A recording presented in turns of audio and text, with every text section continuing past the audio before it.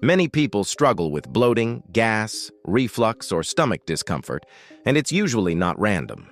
Most gut problems come from a few common habits that quietly make digestion worse. Here are 5 mistakes to watch out for. 1. Overloading the gut with fiber. Fiber is healthy, but too much can actually make some people feel worse. If the gut is irritated or imbalanced, fiber feeds bacteria that produce gas, causing bloating and discomfort.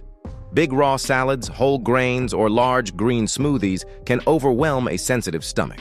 Sometimes it's better to reduce raw fiber and stick to cooked or fermented vegetables like sauerkraut or kimchi, which are easier to digest. 2. Suppressing stomach acid.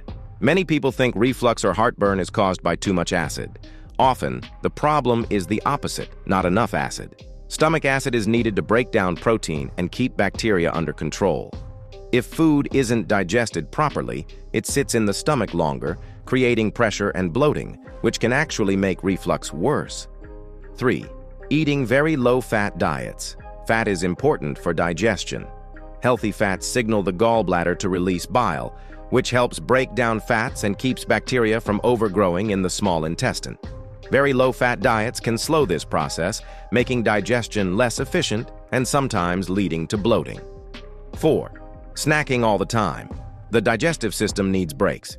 Between meals, the gut runs a natural cleaning wave that clears bacteria and leftover food from the small intestine. Constant snacking interrupts this process, allowing bacteria to build up and causing more gas and bloating. Spacing meals out and giving the gut a break can make a big difference. 5. Overusing antibiotics. Antibiotics are sometimes necessary, but they kill both bad and good bacteria. Using them too often can disturb the gut balance for a long time.